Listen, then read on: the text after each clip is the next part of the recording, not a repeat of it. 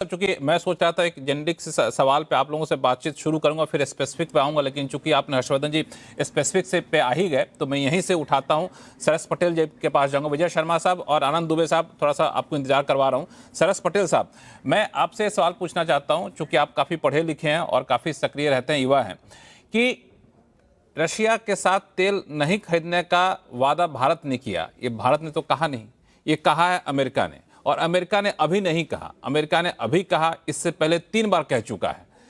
उसकी बातों को लेकर के ये कहना है कि हमने देश बेच दिया, एनर्जी सिक्योरिटी के साथ समझौता कर दिया, उसके अप्रोच को, उसकी बातों को बढ़ावा देना कितना सही है?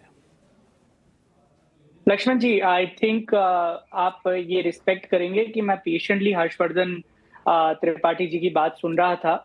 तो पहले मैं अपना एक ओपनिंग कमेंट दूंगा और फिर मैं आपने जो एक स्पेसिफिक सवाल पूछा है मैं उसको रिस्पॉन्ड करूंगा। तो राहुल जी ने आज सच में, अगर आप संसद में उनकी स्पीच देखेंगे तो एक राजनीतिक नेता की तरह नहीं बल्कि एक स्टेट्समैन की तरह बोला है। उन्होंने सरकार को खुद का इकोनॉमिक सर्वे दिखाया।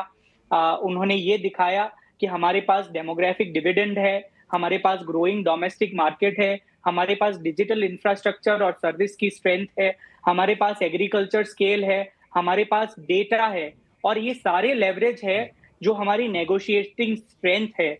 तो जब भारत के पास इतनी बार्गेनिंग पावर है तो सरकार के द्वारा ऐसा इकोनॉमिक सरेंडर क्यों किया जा रहा है?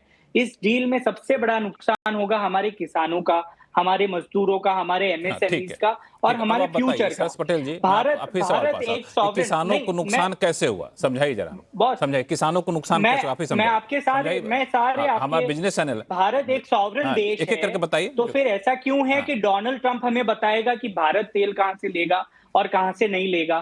तो असल में जो देश पिछले 11 साल से पीआर की तरफ से, अगर आप इंटरप्ट करेंगे लक्ष्मण जी तो मैं मानता हूं कि आप नहीं, सरस पटेल साहब, आप हमारे शो में पहली बार आए हैं, मुझे जहां तक याद है। हमारे शो में आप के जब बोलेंगे तो कोई नहीं बोलता प्रवक्ता ना, तो आपको बोलने की इजाजत होती जब कोई दूसरा बोलता है। लेकिन जी बिल्कुल, और ये मैंने रिस्पेक्ट किया। वन साइडेड स्पीच नहीं देना, स्पीच तो हम लोगों ने चैनल पे दिखाया है।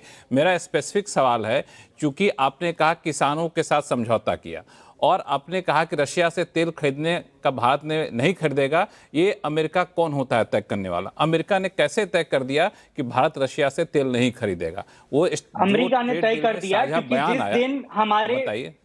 हाँ, अमेरिका ने ये तय कर दिया और भारत ने ये क्यों ये सवाल उठ रहा है कि जिस दिन इंटरिम ट्रेड अग्रीमेंट हमारा एक स्टेटमेंट आया यहाँ के कॉमर्स मिनिस्टर के द्वारा, फिर उन्होंने उसी वक्त पार्लियामेंट में बोला और वहां के कॉमर्स सेक्रेटरी द्वारा, वहां के प्रेसिडेंट के द्वारा जब ये स्टेटमेंट आया, तब मैं आपके पास आ रहा हूं, मैं आपके पास आ रहा हूं। लक्ष्मण जी, आप पहले बात सुन लीजिए, पहले एक बात सुन लीजिए कि जैसे ही ये इंटरिम स्टेटमेंट आया उसी के बाद एक प्रेसिडेंशियल ऑर्डर साइन होकर पब्लिक डोमेन में आया, प्रेसिडेंशियल ऑर्डर 232, जिसमें ये लिखा गया है कि ये यूएस ऑफिशियल्स भारत को का ट्रेड मॉनिटर करेंगे और अगर भारत कहीं और से तेल लेगा, रशियन या ईरानियन ऑयल लेगा, तो भारत पर ये 50% टैरिफ लगा दिया जाएगा। ये प्रेसिडेंशियल ऑर्डर, एग्जीक्यूटिव ऑर्डर जो है वो डोनाल्ड ट्रंप की तरफ इससे इश्यू किया गया।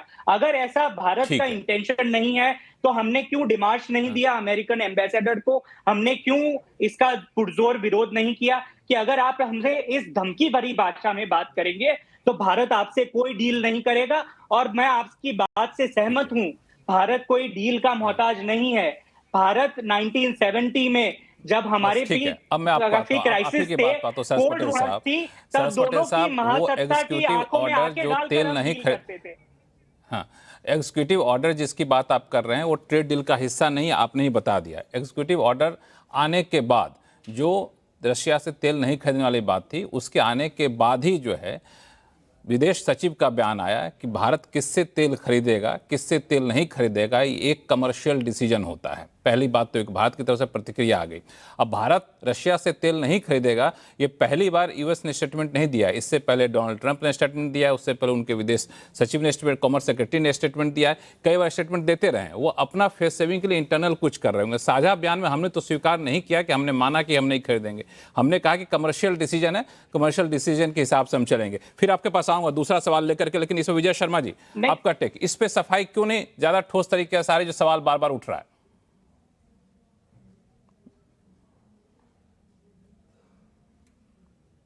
विजय शर्मा साहब, आवाज आ रही मेरी? जी जी जी जी जी, बताइए। मैं आपका सवाल सुन नहीं पाया। जी जी, हाँ, मैंने कहा कि इस पे जो रशिया से तेल खरीदने के वाले मामले पर जो बार बार विपक्ष सरकार को घेरने की कोशिश कर रही है, आपको लगता है कि इसमें और कोई ठोस सफाई या जवाब देने की जरूरत है? लक्ष्मण जी, सर्वविदित है हम अपने कहां से हमें सस्ता होगा, देश हित में कहां से तेल लेना जरूरी है, हम वहां से तेल खरीदते हैं। आपने देखा होगा 1 से 2% रशिया से हम तेल इंपोर्ट करते थे जब रशियन और यूक्रेनी आपस में नहीं भिड़ रहे थे। जब रशिया यूक्रेन युद्ध हुआ तो तेल की कीमतें आसमान को छूने लगी और रशिया ने हमारे को डिस्काउंट देना शुरू कर दिया, तो क्यों ना खरीदे हम। और आपको भी, क्योंकि आप बिजनेस चैनल के ऊपर बैठते हैं, आपको ज्यादा अच्छे से पता होगा कि यूरोपियन यूनियन और अमेरिका लगातार हमारे ऊपर प्रेशर डालता रहा कि आप इनसे तेल मत खरीदो, लेकिन हमने किसी की परवाह नहीं की, क्योंकि देश हित में जो जरूरी है हम वो कार्य करते हैं। आज क्योंकि विश्व में आप देखेंगे कि कच्चे तेल के रेट जो है वो उस वहां पर नहीं है जो उस दिन शुरू हुआ था, युद्ध शुरू हुआ था। आज काफी कम आ चुके हैं।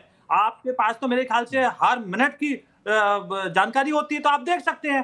तो इसलिए हमारा अब दूसरा है, हम वेनेजुएला से हम तेल खरीदेंगे। आपको पता होगी कि जामनगर में जो हमारी रिफाइनरी है पहले से वेनेजुएला से तेल खरीदती है, और वो तेल जो है बड़ा गाढ़ा होता है, उसके विशेष यंत्र लगते हैं, विशेष यंत्र यहाँ लगे हुए हैं। तो हम किसी के दबाव में, कोई देश क्या बोलता है, हमने हर तरह से अपने देश के हित को देखना है। दूसरा मैं बता दूं, आपने देखा होगा अभी एक फैक्ट शीट आई है, इन्होंने कितने तरीके से एक नैरेटिव चलाने की, झूठा नैरेटिव चलाने की कोशिश की कि कृषि क्षेत्र को उजाड़ दिया गया है, किसानों के साथ बड़ा अत्याचार कर दिया गया है। अब धीरे धीरे सारी जो तस्वीर थी वो साफ होती जा रही है, और बाकायदा व्हाइट हाउस से रिलीज हुआ है ये, उसमें बता दिया गया कि हमारा किसी तरह से कोई भी सेक्टर, चाहे कृषि हो चाहे पशुपालन हो, नहीं खोला गया है। और इनके राज में तो जीएम सीड्स किस तरह से खोली गई थी, जब बीजेपी ने ही विरोध किया था तब रोका गया था। तो इस तरह की ये बातें ना करें। और राहुल गांधी जी, नहीं, मैं एक सवाल फिर से आपसे पूछूं विजय जी, फिर मैं जाऊंगा आनंद दुबे जी के पास। मैं एक सवाल और आपसे पूछूं कि जिस डंके की चोट पर ट्रंप बार बार कह रहे हैं कि भारत ने हमें कहा है कि हम तेल नहीं खरीदेंगे, जिस डंके की चोट पर वो एग्जीक्यूटिव ऑर्डर जारी करके, व्हाइट हाउस की तरफ से एग्जीक्यूटिव ऑर्डर जारी करके ये कह रहा है कि हमने इसलिए 25% टैरिफ हटाया है क्योंकि भारत ने प्रॉमिस किया है कि हम तेल नहीं खरीदेंगे, उस डंके की चोट पर उसका खंडन क्यों नहीं किया जा रहा है? लक्ष्मण जी, नहीं किया सकता, डिप्लोमेसी में ऐसा ही नहीं है? नहीं लक्ष्मण जी, देखिए हम जिम्मेवार देश हैं, हम कभी इस तरह की प्रतिक्रिया, ऐसी तू मैं की प्रतिक्रिया आपने कब देखा है मोदी जी का इस तरह के बयान देना, किसी देश ने कुछ हल्की बातें की हो? हम नहीं जाना चाहते, हम रिजल्ट में विश्वास करते हैं। आपने देखा होगा 8 महीने पहले भी ट्रंप साहब ने यही बोला था, 6 महीने पहले भी यही बोला था कि भारत ने तेल लेना बंद कर दिया, तेल लेना बंद कर देगा, तेल लेना कम कर दिया है। हमने कभी परवाह नहीं की, हम अपने देश की परवाह करते हैं, 140 करोड़ लोगों की परवाह करते हैं, हम देश हित में फैसला लेते हैं, और वो हमने दिखा दिया है, ट्रेड डील में दिखा दिया, ईयू के साथ हो या हमारी ये एक पॉइंट है, चूंकि बार बार जो डिप्लोमेसी के एक्सपर्ट हैं वो बार बार यही कह रहे हैं कि भारत ने उनके शब्दों में उसी लहजे में जवाब ना देकर के एक बहुत ही परिपक्व डिप्लोमेसी का एक उदाहरण दिया है। ये बार बार लोग कह रहे हैं, जो पॉइंट आपने उठाया है। ऐसा करते हैं, शिवसेना यूबीटी के प्रवक्ता आनंद दुबे साहब हमारे साथ जुड़ चुके हैं, बड़ा ही पेशेंस के साथ ये सुन रहे थे। आनंद दुबे साहब, 2 सवाल आपसे पूछूंगा। पहला कि आज जिस लहजे में, जिन शब्दों का इस्तेमाल किया राहुल गांधी ने कि देश बेच दिया गया, एक बार नहीं कई बार ये बातें कही गई, एक देशभक्त भारत के नागरिक होने के नाते आपको भी थोड़ा सा दुख हुआ क्या? लक्ष्मण जी नमस्ते। हो सकता है कि राहुल गांधी जी का लहजा पसंद न आ रहा हो सकता है कि राहुल गांधी जी के कहने का तरीका कुछ और रहा हो सकता है कि उनका पहले मेरा सवाल, आपको दुख हुआ कि नहीं हुआ? लेकिन आपको दुख हुआ को नहीं हुआ, ये बताइए। नहीं, पहले मैं उसी पे आ रहा हूँ, एक वही कह रहा हूँ कि देश को न कोई बेच सकता है और न तो किसी की औकात है कोई खरीद सकता है। मैं वही कह रहा हूं कि राहुल गांधी जी कहना क्या चाहते हैं। कांग्रेस पार्टी देशभक्त अपने आप को बताती है, भारतीय जनता पार्टी अपने आप को देशभक्त बताती है, शिवसेना, आप, मैं, हम सब देशभक्त हैं।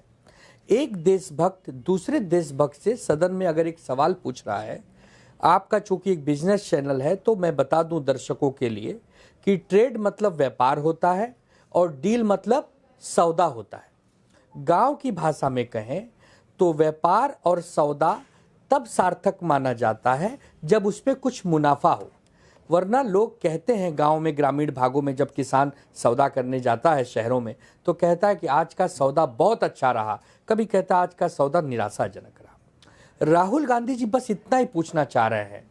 ये बात तो प्रेस कॉन्फ्रेंस में भी पूछ सकते हैं, ये बात तो चिट्ठी लिखकर भी पूछ सकते हैं, लेकिन चूंकि एक साधन संसाधन मिला है इस देश में जिसे संसद भवन कहते हैं, वो खड़े होकर यही पूछ रहे हैं प्रधानमंत्री जी से और सरकार से कि 6 महीना पहले अमेरिका हम पे जिस चीजों के लिए 3-4% टैक्स लगाता था वो अब पहले 50% करता है, फिर कहता है इसे 100 भी कर सकता हूं, फिर कहता है कि नहीं अब मैं 25 करूंगा। एक बात बताइए, जब हम कोई सौदा करते हैं, कोई व्यापार करते हैं किसी के साथ, तो वो समानता पर होना चाहिए, उसमें एक दूसरे की बराबरी होनी चाहिए, तभी तो कुछ मुनाफा हमें और कुछ मुनाफा उसे मिलेगा। अगर एक तरफा मुनाफा सामने वाले को मिल रहा है तो ये डील नहीं है, ये समझौता है, ये एक प्रकार का समर्पण है। हम बार बार कह रहे हैं कि दोनों तरफ से प्रेस कॉन्फ्रेंस हो, वहां के जो विदेश मंत्री हों, यहाँ के जो विदेश मंत्री हों, या वहां के जो इन विषयों के जानकार हों, यहाँ के जो जानकार हों, वो बैठकर बताएं कि एक ट्रेड डील हुई है, इस ट्रेड डील में ये 1 से 10 चीज है। सुनिए लक्ष्मण जी, 1 मिनट, एक मैं पूरा कर लूं, 5 सेकंड। ये 10 चीज है, ये 10 चीज है, ये हमें 10 चीज दे रहे हैं इन रियायतों में, हम इन्हें 10 चीज दे रहे हैं इन रियायतों में, उसका फिर लोग मूल्यांकन करें। इस देश की जनता के पास इतना विवेक बुद्धि है लक्ष्मण जी कि मूल्यांकन किया जा सकता है। लेकिन अगर एक तरफ आप ये कहेंगे कि डोनाल्ड ट्रंप को गंभीरता से लेने की कोई आवश्यकता नहीं है और दूसरी तरफ उसी डोनाल्ड ट्रंप की महिमा मंडन करने के लिए बार बार उसी के पास झुकना पड़े, तो ये दोनों तर्क को लोग समझ नहीं पाएंगे। यही बस कहना है। आपके बातों को थोड़ा सा मैं आपकी बातों को संक्षिप्त रखूं। मैं किसी का पक्ष नहीं ले रहा हूं, मैं सिर्फ आपको बता चूंकि आप बड़ा ही कन्विंसिंग तरीके से बोलते हैं, इसी वजह से मुझे आपको जवाब देना पड़ेगा कि जब डील और सौदा की बात करते हैं, जैसे कि इस पैनल में आप 5 लोग बैठे हुए हैं, हम अगले 6 महीने तक कहें कि आपको जो सामान देना है दीजिए, हमको कोई दिक्कत है, हमारा भी सामान लीजिए। हम 6 महीने बाद कहें कि नहीं जी अब आप लोग सामान दीजिएगा तो हम इस पर टैक्स लगाएंगे। हम 6 लोगों पर कह रहे हैं, 5 लोगों पर कह रहे हैं, तो हम किसी एक को तो सरेंडर नहीं करवा रहे हैं ना। हम दुनिया के हर देशों को, ट्रंप ने कहा जी आपको ड्यूटी देनी पड़ेगी, अब तक हम फ्री माने देते, तो उसका अपना विवेकाधिकार। अच्छा, अब इस पर मुझे 5 सेकंड, इस पर मुझे 5 सेकंड, नहीं, इस पर 5 सेकंड। आपने बहुत अच्छा सवाल, नहीं 1 मिनट, इसको ब्रेक करेंगे नहीं तो नहीं, जनता को नहीं समझेगा। ठीक है बोलिए, ठीक है बोलिए। आपने बहुत अच्छा सवाल किया कि भाई पहले मैं कुछ और टैक्स लगाता था, अब मैं 5 पे कुछ और लगाऊंगा। बहुत अच्छी बात है, स्वागत है, ठीक है, हम भी 5 पे वैसे ही लगाएंगे। हमने क्या लगाया उन 5 पर? अगर उन्होंने अपना बदला है तो हमने क्या बदला है? ठीक है, बिल्कुल। या तो हम कमजोर हुए, हम कमजोर हुए, अब झुक गए, और या तो फिर हम समान है आंखों में आके डाल के बात करेंगे। नहीं, यहां तक आप सही थे। आप कह रहे कमजोर हुए, झुक गए, इसको लेकर मैं सहमत नहीं हूं। जब हर देश कह हमारे देश में, तो हम उसको कुछ नहीं कह रहे हैं, वो अपने देश की सॉवरेनिटी का राइट यूज कर रहा है, वो ड्यूटी लगा रहा है, तो हम कह रहे हैं कि ठीक है, आप चूंकि हमें ही भेजना है, ऐसा तो नहीं हम बिल्कुल अपने एक ब्रैकेट में बंद रहेंगे, अपने गड्ढे में बैठे रहेंगे। जो जिस तरीके से ग्लोबल सिनेरियो है, हमें तो अपना सामान भेजना है, हमें भी अपने एक्सपोर्टर को ध्यान में रखना है, तो ऐसा तो नहीं कि हम नहीं भेजेंगे सामान, ठीक है अपना ड्यूटी लगी हम छोड़ देते हैं, ऐसा तो नहीं कह सकते ना हम। नहीं, और जब भेजेंगे, ड्यूटी कम हुई, हम भेजेंगे, भी देखा, हम आपको टैक्स भी देंगे 18%। नहीं, हम आपको 18% टैक्स देंगे, बदले में जब आप कुछ भेजेंगे तो हम भी 18 लगा देंगे। नहीं, आनंद दुबे जी, बाकी दुनिया को जब आप भेज रहे हैं तो हमारे जो भी कॉम्पिटिटर देश है, सब पर यूएस हमसे ज्यादा टैरिफ लगा रहा है, हम पे कम लगा रहा है। तो ये आपको नहीं दिख रहा। आपको दिख रहा लगा क्यों रहा है ये बताइए। पहले तो 2% था, अरे भाई 2% तब था, सिर्फ हमें पे थोड़ी लगा रहा है, सबको लगा रहा है, उसका अपनी राइट है, हम उसमें ही बार्गेन करके हम अपने सबसे कम पर ले आए। तो मुझे लगता है कि ये एक तरफा वही तो देखना होगा। खैर, लेकिन आपने सही कहा, पॉइंट रखा, मैं यही चर्चा यही करनी चाहिए। वो कौन है, दूसरी बात, मतलब वो कौन दूसरी बात आपने कही, कौन है, हाँ, दूसरी बात